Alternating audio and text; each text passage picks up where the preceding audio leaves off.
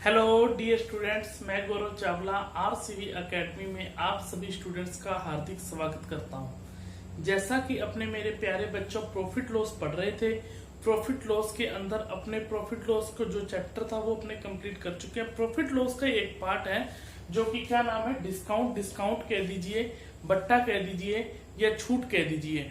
जब मैंने profit loss start करवाया था, जब मैंने पहली वीडियो, जिस दिन मैंने पहली वीडियो डाली थी, और उस वीडियो को आप अच्छे से दोबारा देख लेना यदि आपको समझ में नहीं आई बातें। जितना भी प्रॉफिट लॉस पढ़ा है उसके बाद का जो डिस्काउंट है वो सारा कुछ डिस्काउंट में काम आता है। इसके कुछ अलग अलग टाइप हैं पढ़ने के, जैसे कि मैंने आपके सामने टाइप नंबर 1 लिखा है। टाइप नंबर 1 बिल्कुल ही आसान क्वेश्चन लिखा है। टाइप नंबर 1 समझने के लिए क्वेश्चन क्या लिखा है कि 160 रुपए के अंकित मूल्य वाली वस्तु। अब अंकित मूल्य का तो जिक्र कभी किया ही नहीं, वहीं जिक्र किया था पहली क्लास में। अंकित मूल्य का मतलब क्या होता है, पीपी। पीपी मतलब प्रिंटेड प्राइस। चलो मैं क्वेश्चन करवाने से पहले मैं थोड़ा बहुत बता देता हूँ दोबारा ये आपको, जिसमें दिक्कत ना आए। तो यहाँ पर देखिए मैंने 3 चीजें बताई थी। क्या चीज बताई थी? एक बताया था सीपी, एक बताया था एसपी और एक बताया था पीपी। 3 चीजें बताई थी, सीपी, एसपी, पीपी। सीपी का मतलब कॉस्ट प्राइस, एसपी का मतलब सेलिंग प्राइस, पीपी का मतलब प्रिंटेड प्राइस। बस ध्यान में क्या रखना है, इतना तो अपने क्वेश्चन करके ही आए हैं कि जब भी किसी वस्तु पर लाभ होता है या हानि होती है वो क्रय मूल्य पर होती है, और क्रय मूल्य पर लाभ होने के बाद हमें क्या प्राप्त होता है, हमें हमेशा विक्रय मूल्य प्राप्त होता है। और ध्यान में अब क्या रखना है, अब अंकित मूल्य एक और आ गया है, इस पर क्या ध्यान रखना है, जब भी किसी वस्तु का डिस्काउंट दिया जाएगा या क्या दिया जाएगा, या बट्टा दिया जाएगा या क्या दिया जाएगा, छूट दी जाएगी, वो किस पर दी जाएगी, अंकित मूल्य पर। यदि अंकित मूल्य पर छूट देने के बाद बेचा गया है तो वो विक्रय मूल्य कहलाएगा। यदि अंकित मूल्य पर छूट देने के बाद खरीदा गया है तो वह क्या कहलाएगा, क्रय मूल्य कहलाएगा। उसी तरीके से क्वेश्चन को करते हैं। क्वेश्चन क्या कह रहा है, अब देखिए ये चीजें बताई हुई है, दोबारा मैंने रिवाइज कर दिया। 160 रुपए के अंकित मूल्य वाली वस्तु पर जिसमें 20% का डिस्काउंट या छूट बट्टा देकर बेचा जाता है। अब यहाँ पर देखिए 3 चीजें हमेशा आप लिखोगे। पहले लिखोगे सीपी, एसपी, पीपी। यदि किसी वस्तु का मूल्य दिया हुआ है तो 160 रुपए अपने को अंकित मूल्य दिया हुआ है। 160 रुपए पर अंकित मूल्य वाली वस्तु पर 20% का डिस्काउंट दिया। डिस्काउंट किस पर दिया, अंकित मूल्य पर ही दिया जाता है। हम जानते हैं डिस्काउंट दे रहा है, इसका मतलब अपने उसको कम में खरीद रहे हैं। 160 रुपए का डिस्काउंट दिया है, तो डिस्काउंट दिया तो इसका मतलब माइनस होगा, तो कितना हो जाएगा, 80 बटा में 100। 2 जीरो से 2 जीरो कट जाएगी और 16 इंटू 8 निकल कर कितना आ गया, 128। तो यहाँ पर देखिए तो विक्रय मूल्य कितना निकल कर आ गया, 128। डिस्काउंट बट्टा देकर क्या किया जाता है, बेचा जाता है। यहाँ पर लिखा गया है बेचा जाता है, इसलिए क्या आया, विक्रय मूल्य निकल कर आ गया। इतनी बात समझ में आ गई क्या? अब आगे पढ़ते हैं क्वेश्चन को। यदि इस वस्तु को कितने रुपए में खरीदा गया, 120 रुपए में क्या किया गया, खरीदा गया। जब 120 रुपए में खरीदा गया तो यहाँ पर सीपी है, सीपी कितना आ गया, 120। अब आपके सामने तीनों ही चीजें निकल कर आ गई। क्वेश्चन में कुछ भी पूछे अब आप आराम से कर सकते हो, क्योंकि तीनों ही चीजें हमारे पास निकल कर आ गई। सीपी भी निकल कर आ गया, एसपी भी निकल कर आ गया, और पीपी हमें दिया ही हुआ था। अब यहाँ पर देखिए इस वस्तु का लाभ प्रतिशत ज्ञात कीजिए। अब एक बात बताइए, अपने प्रॉफिट लॉस एंडिंग में है अपना, लाभ किस पर होता है, क्रय मूल्य पर। लाभ और हानि कौन निर्धारित करता है, क्रय मूल्य। क्रय मूल्य कितना है, 120। 120 में खरीद कर आपने 128 में बेचा, तो यहाँ पर आपको कितने रुपए का लाभ हुआ, 8 रुपए का। जब आपको 8 रुपए का लाभ हुआ, लाभ और हानि कौन निर्धारित करता है, क्रय मूल्य। तो क्रय मूल्य कितना है अपने पास, 120। और किसी भी संख्या को प्रतिशत में बदलना है तो गुना किसका करेंगे, 100 से। 20 से काटेंगे 6, 20 से काटेंगे 5, 8 इंटू 5 कितना हो जाएगा, 2 से काटेंगे 3, 2 से काटेंगे 4, 5 इंटू 4 आ जाएगा 20 बटा 3, और 20 बटा 3 प्यारे बच्चों कितना होता है, 6 सही 2 बटा 3%। तो इसका जो आंसर निकल कर आ गया अपना, इसका आंसर निकल कर कितना आया, 6 सही 2 बटा 3%। कैसे आया आपको मैं बता चुका हूं। इस क्वेश्चन को आप नोट करें, अच्छे से मैं समझाया है, आप इसको समझे, नोट करें।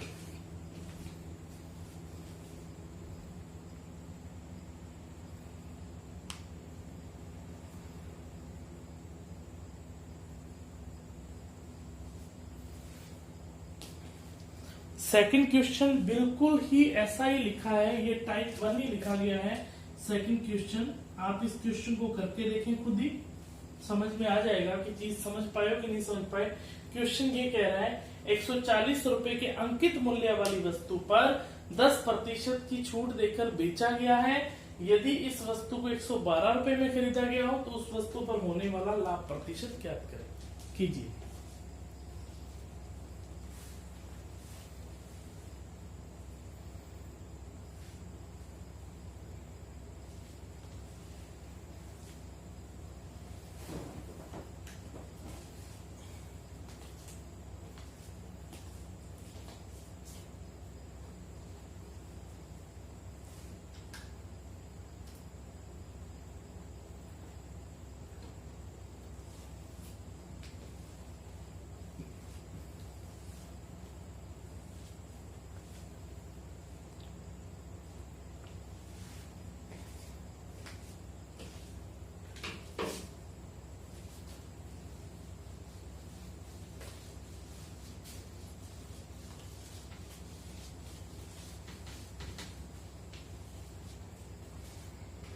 देखिए सेकंड नंबर क्वेश्चन क्या कह रहा है कि 140 रुपए के अंकित मूल्य वाली वस्तु पर 10% का क्या दिया, छूट दिया। तो छूट किस पर देगा, अंकित मूल्य पर देगा। और अंकित मूल्य अपने को कितना दे रखा है, अंकित मूल्य अपने को दे रखा है 140 रुपए। इतनी बात तो समझ में आ गई होगी। अब 10% की छूट देकर बेचा तो 140 का अपने क्या निकालेंगे, 10% की छूट देकर बेच रहा है तो 90 बटा क्या लिख देंगे 100, और यहाँ पर 2 जीरो से 2 जीरो कट गई और 14 इंटू 9 कितना होता है 126। तो यहाँ से अपने को जो विक्रय मूल्य निकल कर आ गया वो कितना आ गया 126।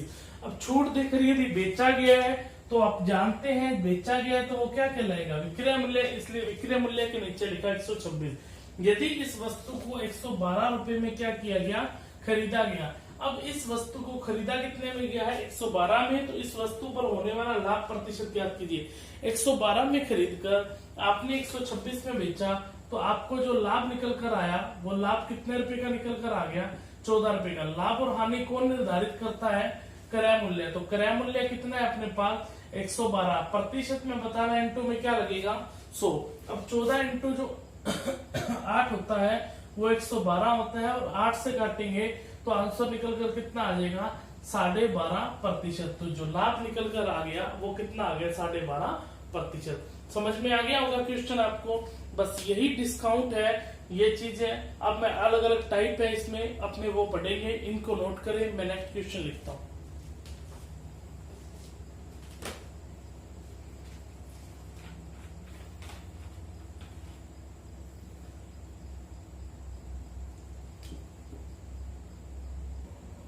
हाँ जी, कीजिए भी ये 2 क्वेश्चन। दूसरा नंबर टाइप लिखा है मैंने, ये टाइप सेकंड है। इसी के अंदर ही पहले क्वेश्चन को पढ़ लें, करने की कोशिश करें। यदि नहीं होगा तो मैं तो करवाऊंगा। क्या लिखा हुआ है क्वेश्चन पढ़ के बता रहा हूं कि किसी वस्तु का जो अंकित मूल्य है वो क्रय मूल्य से 20% बढ़ाकर अंकित किया गया। यदि इस वस्तु पर 10% का बट्टा देकर या छूट देकर बेचा जाता तो इस वस्तु पर कितने प्रतिशत का लाभ प्राप्त होता, करके देखिए।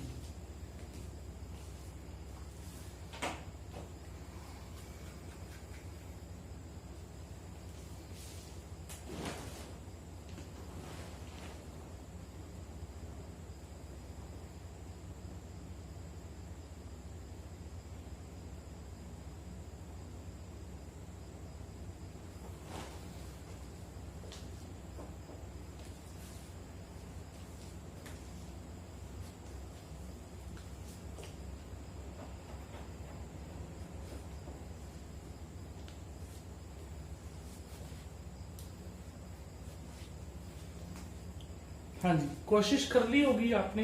देखो क्वेश्चन क्या पे क्या लिखा हुआ है। पहले तो जब भी बट्टा वाला क्वेश्चन देखने को मिले तो आप 3 चीजें पहले लिखोगे, सीपी, एसपी और पीपी। अब यहाँ पर देखिए, किसी वस्तु का अंकित मूल्य है वो क्रय मूल्य से 20% बढ़ाकर अंकित किया गया। तो यहाँ पर देखिए, आप किसी को भी कुछ भी मान सकते हो, कोई भी वैल्यू मानिए, कोई फर्क नहीं पड़ता। मैं इसी क्वेश्चन को 3 तरीके से करके दिखाऊंगा, सीपी को भी, एसपी को मान के, पीपी को मान के। पर ये बात ध्यान रखना, मैं आपको पहले ही बता रहा हूं कि यदि आप सीपी को ही मान के चलोगे तो वो आप सही रहोगे, मतलब कि क्वेश्चन हमारा कैलकुलेशन थोड़ी सही रहेगी। बाकी आप किसी को भी मानिए, कोई फर्क नहीं पड़ता है। जब भी मैं 100 मानता हूं तो बच्चों का सबसे पहले यही सवाल आता है, क्या सर हम एमएसपी को 100 नहीं मान सकते क्या? सर हम पीपी को 100 नहीं मान सकते क्या? बिल्कुल आप मान सकते हो, इसमें कोई फर्क नहीं पड़ेगा।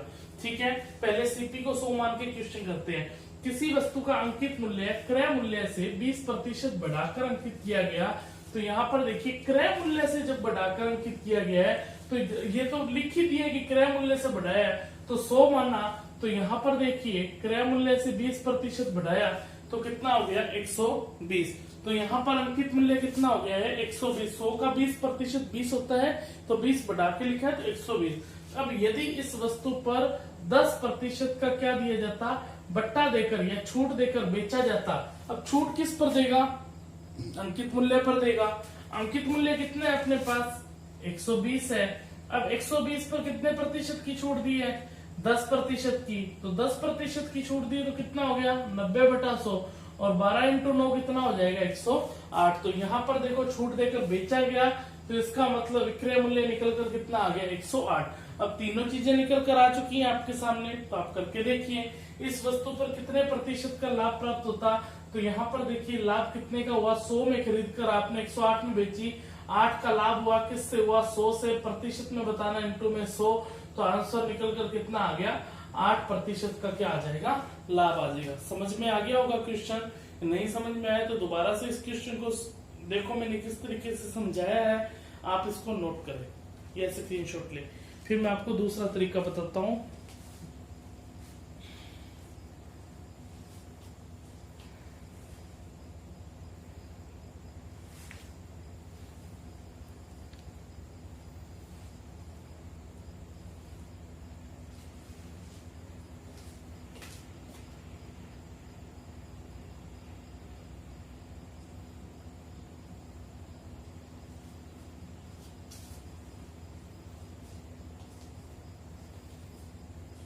हाँ जी, नोट कर लिया होगा। देखो दूसरा तरीका मतलब कि तरीका तो आंसर तो यही आएगा। तरीके का मतलब ये हो गया कि आप अंकित मूल्य को 100 मानोगे या एसपी को 100 मानोगे। देखिए इस बार मान लीजिए कि आप अंकित मूल्य को 100 मानते हो। अब देखिए किसी वस्तु का पहली लाइन पढ़ के देखो, क्या इस लाइन से कुछ निकल रहा है क्या? जिसको भी 100 मानना है उस लाइन का कुछ समझ में कुछ मतलब कि कहने का मतलब इस लाइन का कोई रोल है क्या? किसी वस्तु का अंकित मूल्य क्रय मूल्य से 20% बढ़ाकर अंकित किया गया। अब क्रय मूल्य से 20% बढ़ाकर अंकित किया गया, तो अंकित मूल्य को आपने 100 मान लिया। तो ध्यान रखना इस क्रय मूल्य से 20% बढ़ाकर अंकित किया गया। क्या अंकित किया गया? अंकित मूल्य। यही तो कह रहे हैं, इस लाइन का मतलब यही तो हुआ, किसी वस्तु का क्रय मूल्य से 20% बढ़ाकर अंकित किया गया। क्या अंकित किया गया? अंकित मूल्य। अब यहाँ पर देखिए इसको आप 100 मान चुके हो पीपी को। जब पीपी को 100 मान चुके हो तो यही कर रहा हूं आगे, इस सीपी इंटू 6/5 और इक्वल में कितना आ गया 100, क्योंकि पीपी को आपने 100 माना है। 100 × 5 500 आ गया, और ये 500 बटा कितना आ गया 6 आ गया। अब ये 500 बटा 6 क्या आया 500 बटा 6 आ गया हमारे पास ये क्रय मूल्य। 5 × 100 500 और बटा में 6 आ गया सीपी। अब इसी को आप नोट कर लीजिए जल्दी से, मैं इसी को ये स्क्रीनशॉट ले लीजिए जल्दी से, इसी को मैं रफ करूंगा अभी। अब यहाँ पर देखिए सीपी कितना है 500 बटा 6। चलो रफ नहीं करता हूं, मैं नीचे समझा देता हूँ। ठीक है, यहाँ लिखा मैंने सीपी, यहाँ लिखा एसपी और यहाँ लिखा मैंने पीपी। तो यहाँ पर देखिए पीपी को क्या माना है मैंने 100 माना है, पीपी को 100 माना है, और सीपी हमारे पास कितना आ गया 500 बटा में कितना आ गया 6। अब रह गया अंकित मूल्य। अब देखिए यदि मतलब विक्रय मूल्य, यदि इस वस्तु पर 10% का बट्टा दिया जाता, बट्टा किस पर देगा? अंकित मूल्य पर देगा। अंकित मूल्य कितना है 100, 100 का 10% 10 ही होता है, तो 10 का बट्टा देने से विक्रय मूल्य कितना आ जाएगा 90।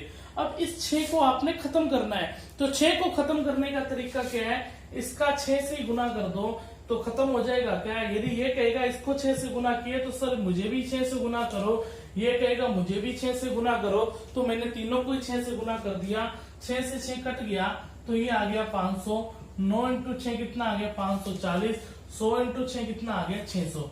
अब यहाँ पर देखिए कोई वस्तु आपने 500 में खरीदी है, 540 में बेच दी, तो लाभ कितने का हुआ 40 का, और किससे हुआ 500 से, प्रतिशत में बताना है इंटू में 100, 20 से 20 कट गया और 5 से काटोगे कितना आ जाएगा 8%। तो यहाँ से भी अपनों ने आंसर क्या निकाला था 8%, और इस तरीके से किया तो भी आंसर क्या है 8%।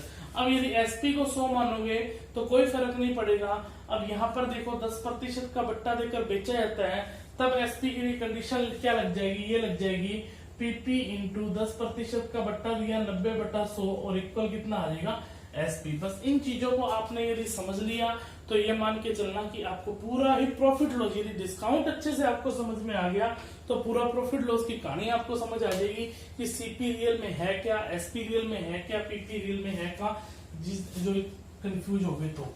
ऐसा ही क्वेश्चन है 4 नंबर, करके देखिए आप, फिर नेक्स्ट क्वेश्चन की ओर बढ़ेंगे।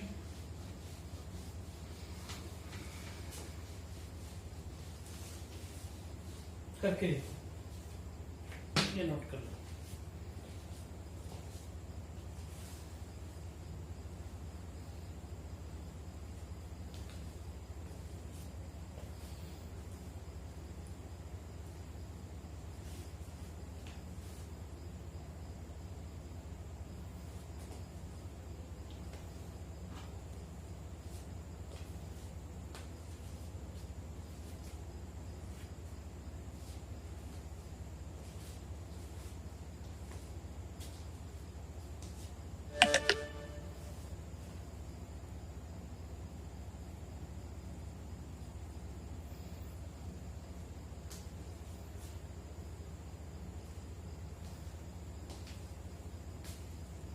कीजिए, भी क्वेश्चन को कीजिए।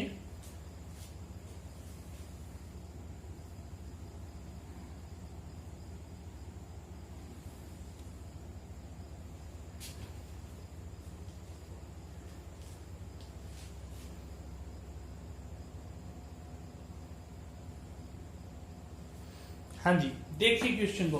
किसी वस्तु का अंकित मूल्य क्रय मूल्य से 40%, आप यदि क्रय मूल्य कोई 100 मानोगे तो जरा आसान रहेगा। तो यहाँ पर देखिए जो अंकित मूल्य हो जाएगा, अंकित मूल्य कितना निकल कर आ गया 140 आ गया। यदि इस वस्तु पर 25% का क्या दिया जाता, बट्टा देकर बेचा जाता, बट्टा किस पर देगा, अंकित मूल्य पर देगा। तो 140 इंटू बट्टा देगा 25% का 75/100, 0 से 0 कट गया, 5 से काटेंगे तो 15 आ जाएगा, और 5 से काटेंगे 2, 2 से काटेंगे 7, और 15 इंटू जो 7 निकल कर आ गया वो कितना आ जाएगा 105। तो एसपी हमारे पास कितना निकल कर आ गया 105। समझ में आई है बात के नहीं आई है? आ गई ना बात समझ में आपको?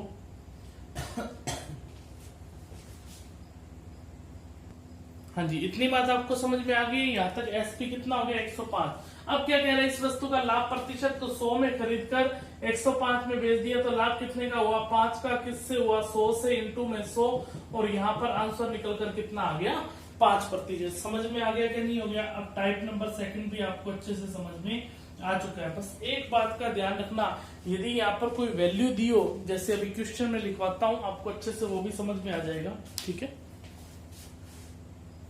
नोट कर लीजिए इसको।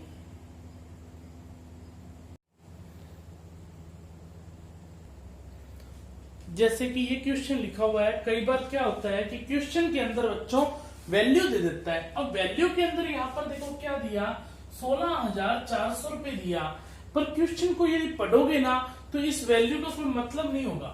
क्यों मतलब नहीं होगा? वो जानबूझकर एग्जामिनर कंफ्यूज करने के लिए देता है। हर बार ये नहीं होगा कि ये मतलब नहीं होगा, पर डिस्काउंट वाले चैप्टर के अंदर इसका यदि वैल्यू पूछी भी जाएगी लास्ट में, तो भी इसका रोल बहुत लास्ट में होगा। इसको एक बार भूल जाइए। देखो क्या कह रहा है, ऐसा लिखिए, ऐसा माने कि किसी वस्तु के अंकित मूल्य वाली वस्तु पर 20% का डिस्काउंट देकर बेचा गया।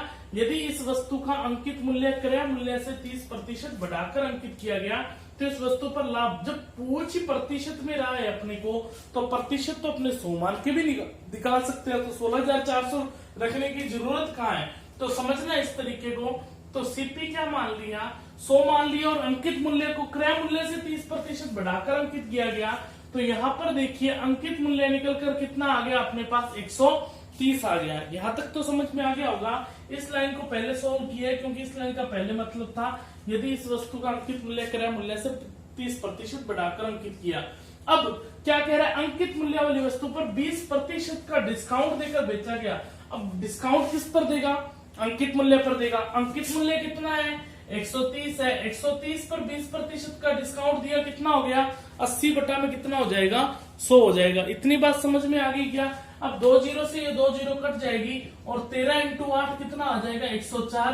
तो इस वस्तु का जो विक्रय मूल्य निकल कर आ गया वो विक्रय मूल्य कितना आ गया, 104। अब यहाँ पर देखिए क्या कह रहा है, इस वस्तु पर लाभ प्रतिशत पूछ रहा है। तो 100 में खरीद कर 104 में बेची तो लाभ कितने का आया, 4 का। किससे आया, 100 से, इंटू में 100। और यहाँ पर देखिए प्रतिशत में लाभ निकल कर कितना आ गया, 4%। एग्जामिनर जानबूझ के ऐसा देता है, वो 16,400 में लटका रहता है। स्टूडेंट और विद्यार्थी क्या करता है, 16,400 को लिख लेता है, इसका 20% डिस्काउंट निकालता है, फिर 2 जीरो से ये 2 जीरो काटेगा, फिर इसकी कैलकुलेशन करेगा, फिर आगे जो नेक्स्ट लाइन है उसको करेगा।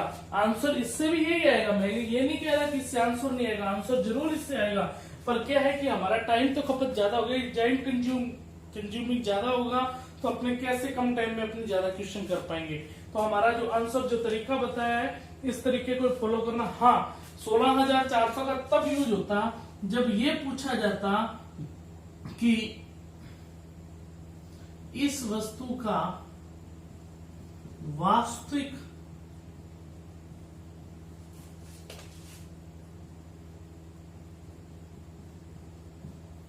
क्रय मूल्य ज्ञात करें या विक्रय मूल्य ज्ञात करें। क्रय मूल्य और विक्रय मूल्य दोनों ही ज्ञात कर देते हैं अपने। देखो यदि क्रय मूल्य पूछा जाता, अब 16,400 ये क्या है, अंकित मूल्य है। हमारे पास अंकित मूल्य कितना है, 130। तो 16,400 किसके बराबर हो गया, 130 के। पूछ के रहा है क्रय मूल्य है, तो क्रय मूल्य पूछ रहा है तो इंटू में क्या कर देंगे, 100। और यदि ये इससे तो क्या आ जाएगा, ये कैलकुलेशन करोगे तो यहां से क्या आ जाएगा, क्रय मूल्य आ जाएगा। अब विक्रय मूल्य निकालना है तो 16,400 क्या है, अंकित मूल्य है। हमारे पास अंकित मूल्य कितना है, 130। 16,400 अंकित मूल्य और ये अंकित मूल्य का एक अनुपात के रूप में काम कर रहा है। तो ये एक अनुपात के रूप में काम कर रहा है, तो 16,400 130 के बराबर होगा। पूछ क्या रहा है, विक्रय मूल्य है, तो विक्रय मूल्य कितना है, इंटू में 104 है। तो जो चीज पूछ रहा होता है उसको इंटू में लिखा जाता है। कितनी बार बता दी आपको ये बात मैंने कि जो पूछ रहा होता है उसको इंटू में लिखेंगे। एक अनुपात के रूप में काम कर रहा है, ये कोई वास्तविक मूल्य नहीं है, ये तो हमने मानना है अपनी तरफ से, तो ये मूल्य है, कुछ भी मान सकते हो, पर वास्तविक मूल्य तो इस आधार पर ही निकलेगा। अब कैलकुलेशन करोगे तो 0 से ये 0 कट जाएगा। अब 16,000 कितना आ गया, मतलब 1,64,000 आ जाएगा और बटा में 13। अब भाग दे देना, यदि आप भाग दे दोगे तो कितना आ जाएगा, चलो देख लेते हैं। 13 इंटू 1 13 हो जाएगा और कितना बच गया, 3 34। 13 इंटू 2 कितना हो जाएगा, 26 आ जाएगा और कितना बच गया अपने पास 8 और ये 80 बच गया। 13 इंटू 6 कितना आ जाएगा, 78 आ जाएगा। फिर 2 बच गया, 20 आ जाएगा। 13 इंटू 1 13 आ जाएगा। फिर अपने पास कितना बच गया, अपने पास 20 बचा था, 7 बच गया। 13 इंटू 5 65, मतलब इसके समथिंग आएगा 12,615 या 610 के समथिंग आएगा। आप निकाल कर देख लेना, जिससे कि आपको क्या हो जाएगा, टोटल कैलकुलेशन अच्छे से कर लेना। इसका जो 12,615 के समथिंग सीपी आएगा और एसपी आप निकाल लेना। एसपी को इंटू 104 करोगे तो वो एसपी आ जाएगा। क्लियर है बात, इतनी बात समझ में आ गई क्या नहीं आ गई। कई बार क्वेश्चन में ये भी पूछ लिया जाता है विक्रय मूल्य और क्रय मूल्य का अंतर बताइए, तो यहाँ अंतर लिख लिया करो। यदि अंतर की बात करें, ये भी बता देता हूं मैं, यदि अंतर की बात करें तो 16,400 इसके बराबर है 130। तो अंतर कितने का, 104 और 100 में 4 का तो अंतर है, तो इंटू 104 करते हैं, आंसर आ जाएगा। क्लियर है बात, समझ पाए ना मेरी बात को। हर चीज को जितना भी क्वेश्चन एग्जामिनर घुमा दे हमें कोई फर्क नहीं पड़ता, पर आपने लैंग्वेज सीखी है ना तब तो आपको कोई फर्क नहीं पड़ेगा। यदि आपने तुक्के बिठाने सीखे हैं, ट्रिक सीखी हैं, तो आपकी कोई काम की फिर मैथ नहीं आएगी। एग्जामिनर ने थोड़ा सा चेंज किया, आपका दिमाग घूम गया। क्लियर है बात, तो इसको नोट करें।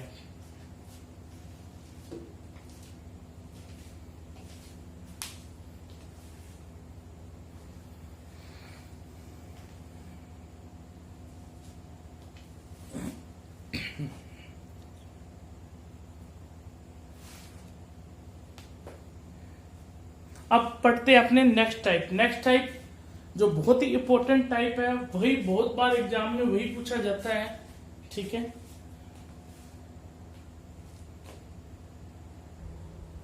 हाँ जी, टाइप नंबर थर्ड आपके सामने है। क्या कह रहा है? किसी वस्तु पर 15% की छूट देने के बाद 19% का लाभ प्राप्त होता है। एक ही लाइन के अंदर पूरे क्वेश्चन को खत्म कर दिया इसने। क्या क्वेश्चन कहा? किसी वस्तु पर 15% की छूट देने के बाद 19%। इसकी एक ही लाइन में क्रय मूल्य भी है, विक्रय मूल्य भी है और अंकित मूल्य भी है। अब क्या आगे तो पूछ ही रहा है, इस वस्तु का अंकित मूल्य लागत मूल्य से कितना बढ़ाकर अंकित किया गया, यही बस पूछ रहा है। अब यहाँ पर देखिए, देखो ये लाइन को समझने के लिए आपको क्या करना पड़ेगा, आपने ये चीज समझ ली, इसका मतलब कि आपका प्रॉफिट लॉस में बेड़ा पार। देखिए बच्चे कंफ्यूज हो जाते हैं इसमें, इसी क्वेश्चन को, एक ही लाइन तो दी हुई है, कुछ दिया ही नहीं हुआ। किसी वस्तु पर 15% की छूट, छूट किस पर देगा? अंकित मूल्य पर देगा। मैंने क्या कहा, हर बार 100 किसको माना करो आप? क्रय मूल्य को ही माना करो, वही आपके लिए सही रहेगा। 15% की छूट देने के बाद 19% का क्या प्राप्त होगा? लाभ। अब आपने यदि क्रय मूल्य को 100 मान दिया, छूट अंकित मूल्य पर दे रहा है, अंकित मूल्य को तो कुछ मानना ही नहीं है। जब अंकित मूल्य है ही नहीं तो मैं छूट दूं किस पर? दे ही नहीं सकता छूट, तो इसको एक बार लाइन को छोड़ दे। पर इसके बाद ये भी तो लिखा है ना 19% का लाभ प्राप्त होता है। अब मुझे एक बात बताइए, लाभ होता किस पर है? सर क्रय मूल्य पर होता है। क्रय मूल्य कितना है? 100 रुपए है। 19% का लाभ, और लाभ होने के बाद हमें क्या प्राप्त होता है? विक्रय मूल्य प्राप्त होता है। तो विक्रय मूल्य निकल कर कितना आ गया? 119, क्योंकि 100 का 19% कितना होता है? 19 होता है, और 19 रुपए का लाभ प्राप्त होने की वजह से हमें कितना हो गया? 119 हमारा विक्रय मूल्य हो चुका है। अब देखिए आगे क्या कह रहा है, इस वस्तु का, आगे देखो इस लाइन को दोबारा पढ़े। अब इस लाइन को दोबारा पढ़ने से आपको समझ में आ जाएगा। किसी वस्तु पर 15% की छूट देगा। अब छूट देगा, जो छूट देने के बाद क्या किया होगा? बेचा ही तो होगा। यदि छूट देने के बाद तो यहाँ बेचा ही होगा, या लिख लेना, लिखा होगा किसी वस्तु पर 15% की छूट देने के बाद या बेचने के बाद 19% का लाभ प्राप्त होता है। तो छूट देने के बाद बेचा गया होगा, तो पीपी इंटू कितना आ जाएगा? 15% की छूट दी है, 85 बटा में 100 ऊपर लिख देता हूं जिससे आपको समझ में आ जाएगा। पीपी इंटू कितना आ जाएगा? 85 बटा में 100, अंकित मूल्य पर 15% छूट देने के बाद बेचा गया, तो बेचा गया, तो यहाँ से क्या प्राप्त होगा? विक्रय मूल्य। और विक्रय मूल्य जब प्राप्त होगा तो विक्रय मूल्य तो अपने को प्राप्त हो ही गया। कितना हो गया विक्रय मूल्य अपने पास? 119। अब 17 इंटू 5 185 होता है, और 17 इंटू 7 कितना होता है? 119 होता है। क्लियर है बात? अब 5 से काटेंगे कितना आ जाएगा? 20, और 20 इंटू 7 कितना आ जाएगा? 140। तो अंकित मूल्य निकल कर कितना आ गया अपने पास? 140। समझ में आई ये बात कि नहीं आई? आ गई ना समझ में बात? अब तो क्वेश्चन हो गया ना आपका एक लाइन का। अब क्या कह रहा है? इस वस्तु का अंकित मूल्य लागत मूल्य, लागत मूल्य मतलब क्रय मूल्य, कितना बढ़ाकर अंकित किया गया? तो यहाँ पर देख लीजिए, लागत मूल्य से अंकित मूल्य कितना बढ़ाकर अंकित किया गया? 40। किससे बढ़ाया है? 100 से। प्रतिशत में बताना, इंटू 100, और यहाँ पर जो आंसर निकल कर आ गया वो कितना आ गया? 40%। समझ में आ गई बात? समझ में आ गई बात? तो इसको नोट करें, आगे बढ़ते हैं अपने। ठीक है,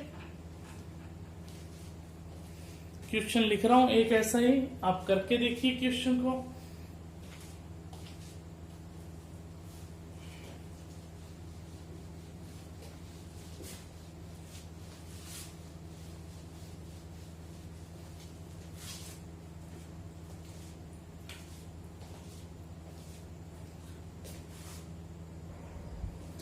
कीजिए भी इस क्वेश्चन को। ऐसा ही है, किसी वस्तु पर 10% की छूट देकर बेचने के बाद 17% का लाभ प्राप्त होता है।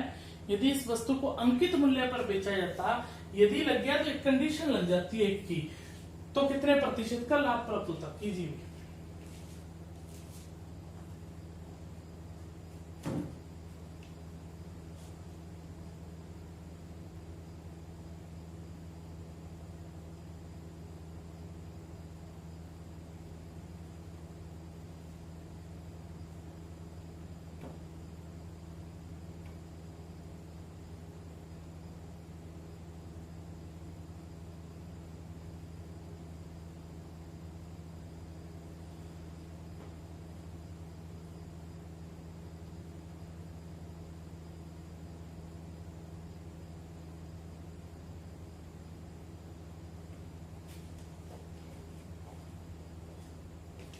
कर लिया होगा। देखिए क्या कह रहा है, किसी वस्तु पर 10% की छूट दे रहा है। छूट किस पर देगा? अंकित मूल्य पर। 17% का लाभ प्राप्त होता है, तो सीपी कितना मान लिया?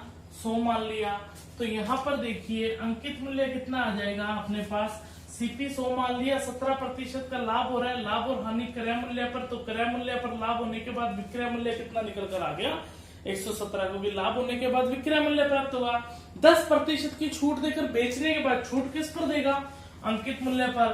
तो यहाँ पर देखिए अंकित मूल्य पर 10% की छूट दी है, तो मतलब कि 90/100 हो गया। पीपी हम जानते नहीं कितना है, इनटू में 90/100, और छूट देने के बाद हमें विक्रय मूल्य प्राप्त हो रहा है, और विक्रय मूल्य हमारे पास कितना आ गया? 117। कोई डाउट नहीं है? 0 से 0 कट गया, 9 से काटेंगे 13 आएगा, और 13 × 10 कितना आ जाएगा? 130। तो इस वस्तु का जो अंकित मूल्य निकल कर आ गया, वो अंकित मूल्य कितना निकल कर आ गया? 130 आ गया। अब यहाँ पर देखिए क्वेश्चन तो बचा ही नहीं, जब तीनों चीज निकल कर आ ही गई तो क्वेश्चन बचा है क्या? अब क्या कह रहा है, इस पर कितने प्रतिशत का लाभ होता है यदि अंकित मूल्य पर बेचता? अंकित मूल्य पर बेचता मतलब कहने का मतलब अब अंकित मूल्य ही विक्रय मूल्य बन जाता। तो विक्रय मूल्य, नया विक्रय मूल्य कितना है? पहले सीपी तो 100 ही रहेगा, नया विक्रय मूल्य कितना बन गया? 130। तो इसको भी 130 में बेचता तो 30 का लाभ होता। 100 से प्रतिशत में बताना, इंटू में 100, तो आंसर निकल कर कितना आ गया? 30%। समझ में आई है बात कि नहीं आई है? समझ में आ गई ना, तो इस बात को नोट करें, तो आंसर निकल कर कितना आ गया अपने पास? 30%। अब यहाँ पर देखिए, अब यदि मैं इसी क्वेश्चन को दूसरे तरीके से करता, दूसरे तरीके से कैसे? सर आप कहोगे सर सीपी को 100 मान के देख लीजिए, सॉरी एसपी को या 100 मान लो या पीपी को 100 मान लो। ये देखो, यदि मैं पीपी को 100 मान लूं, किसी वस्तु पर 10% की छूट दी है, 10% छूट देगा तो किस पर देगा? अंकित मूल्य पर। अंकित मूल्य पर 10% की छूट देकर बेचा गया, तो विक्रय मूल्य कितना आ गया? 90। अब 17% का लाभ प्राप्त होता है। लाभ और हानि किस पर होता है? क्रय मूल्य पर होता है। तो क्रय मूल्य पर 17% का लाभ, यहाँ पर देखिए इसी लाइन को, क्रय मूल्य पर 17% का लाभ हुआ। लाभ होने के बाद हमें विक्रय मूल्य प्राप्त होगा, और विक्रय मूल्य हमारे इस तरीके से क्या प्राप्त हो चुका है? विक्रय मूल्य हमें प्राप्त हो चुका है 90। क्लियर? अब यहाँ पर देखिए 9 से काटेंगे 10 आएगा, और 9 से काटेंगे कितना आएगा? 13 आएगा। 13 × 9 17 होता है, तो ये कितना हो जाएगा? 1000/13 आ जाएगा। 1000/13। तो सीपी निकल कर कितना आ गया? 1000/13। अब 13 को खत्म करना है, तो 13 से क्या कर देंगे? गुना कर देंगे। 13 से गुना करेंगे तो 1300। 13 × 9 117। 13 से 13 कट गया, ये कितना आ गया? 1000। तो यदि 0 से 0 काट भी दोगे तो वापस वही चीज निकल कर आएगी, 100, 117 और 130। तो कहने का मतलब यही है, वापस वही चीज निकल कर आएगी। तो आप किसी को भी 100 मानिए, कोई फर्क नहीं पड़ता है। ठीक है? अब ये टाइप भी आपका हो चुका है, इस टाइप का क्वेश्चन। अब वैल्यू दे, तो वैल्यू के आधार पर तो मैं आपको बता ही चुका हूँ, इतना तो कॉमन सेंस आप यूज कर ही सकते हो कि वैल्यू के आधार पर करेगा तो अपने को क्वेश्चन किस तरीके से करना है। ठीक है, नोट कर लीजिए इसको। बस इसमें एक टाइप और रहा है, ठीक है, उसके बाद अपना डिस्काउंट कंप्लीट हो जाएगा।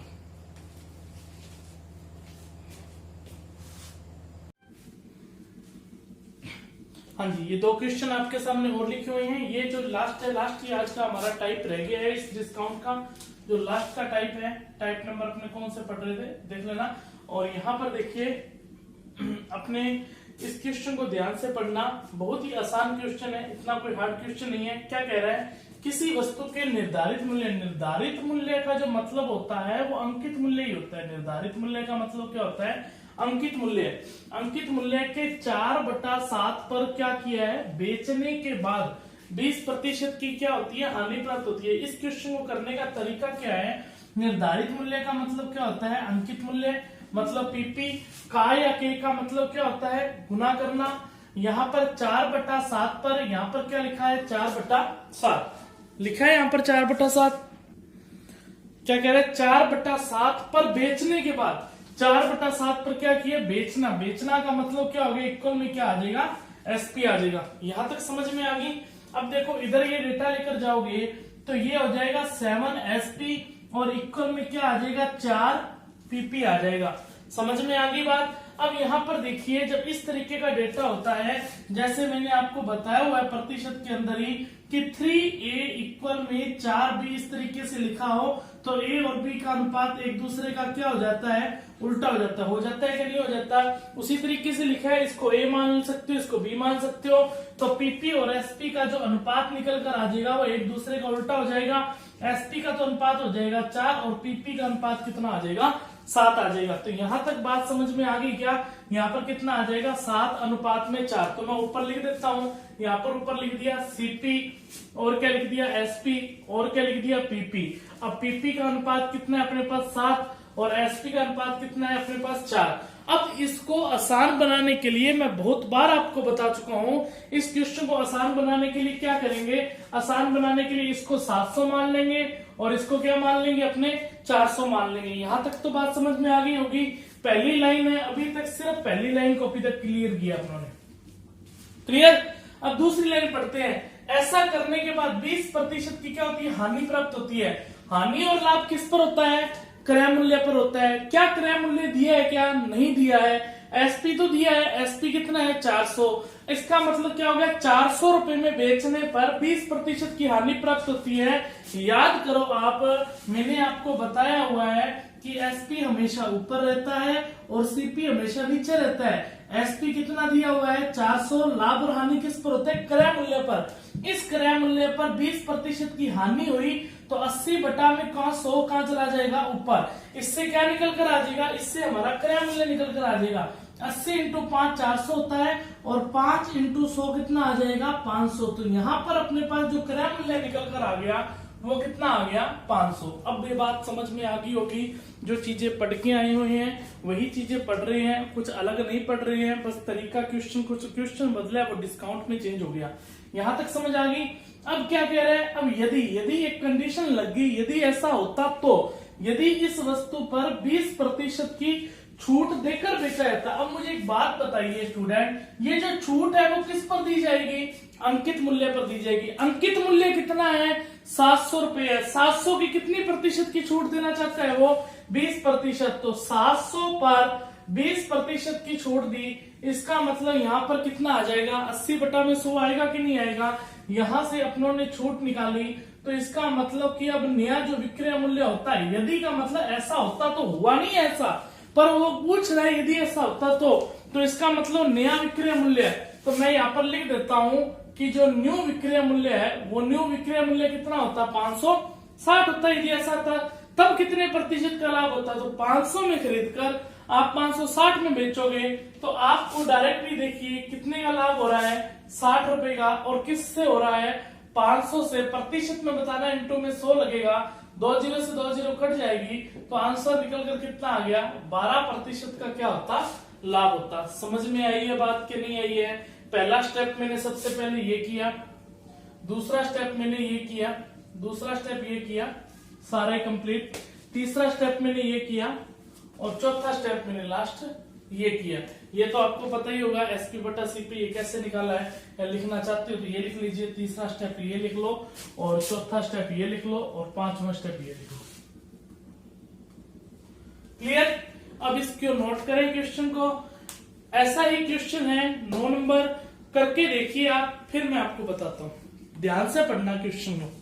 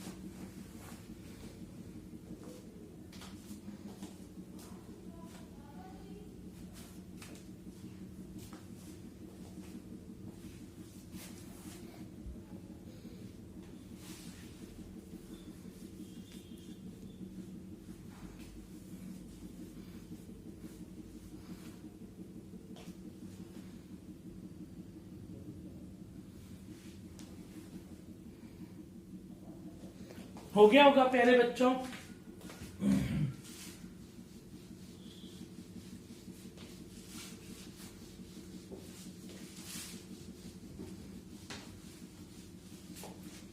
देखिए क्वेश्चन को ध्यान से समझना। बहुत स्टूडेंट ने सिर्फ इस क्वेश्चन की कॉपी की होगी, नहीं समझा होगा इस बात को। किस बात को अभी बताता हूं।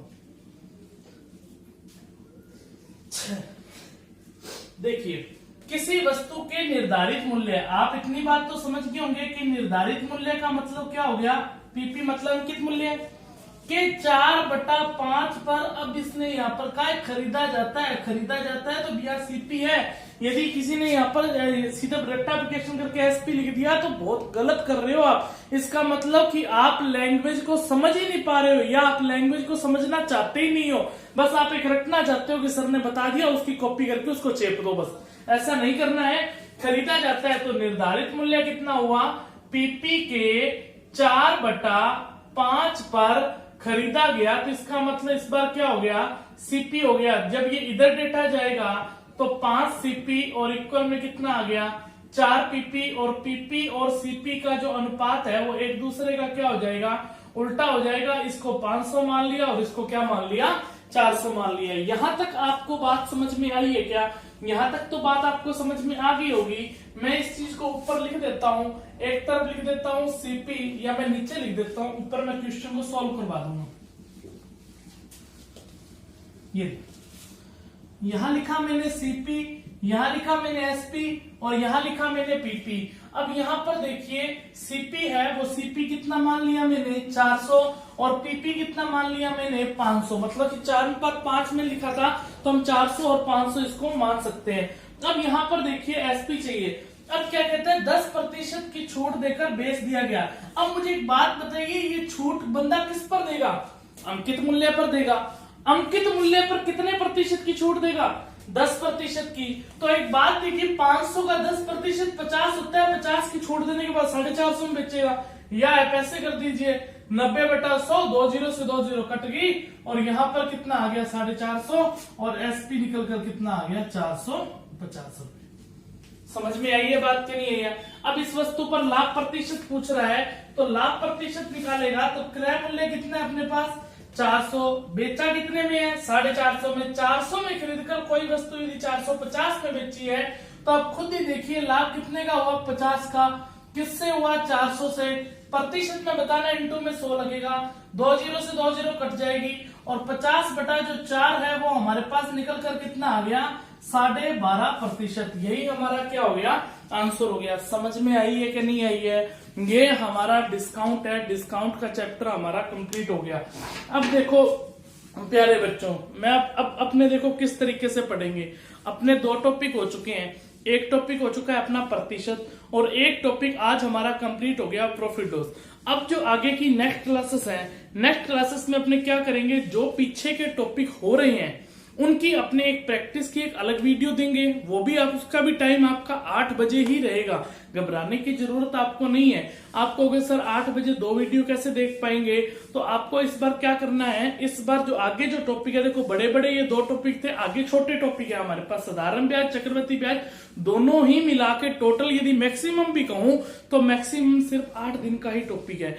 तो 8 दिन का टॉपिक है। अब आगे अपने क्या करेंगे, आगे अपने प्रैक्टिस करेंगे। 1 दिन की प्रैक्टिस की क्लास रहेगी हमारी, और 1 दिन की हमारी क्या रहेगी, जो पीछे क्लासेस जो हो चुके हैं उनमें क्वेश्चन की प्रैक्टिस रहेगी, और 1 दिन हमारी जो टॉपिक चल रहा है उसकी रहेगी। 1 दिन प्रैक्टिस की रहेगी और 1 दिन जो टॉपिक चल रहा है वो रहेगी। मेरी बात समझ पाए क्या? ठीक है। अब इस तरीके से अपने कंटिन्यू क्लास को करेंगे। 1 दिन आपने पीछे की प्रैक्टिस करनी है और 1 दिन आपने आगे की क्लासेस करनी है। इसी तरीके से अपने क्लास को रेगुलर रखेंगे। क्लियर है? तो अच्छे से पढ़ते रहे, अच्छे से रिवाइज करते रहे। अब पता लगेगा आपको कि आपने जो 2 टॉपिक पढ़े हैं उनमें क्वेश्चन कर पाते हो या नहीं कर पाते हो। हाँ जी, थैंक यू।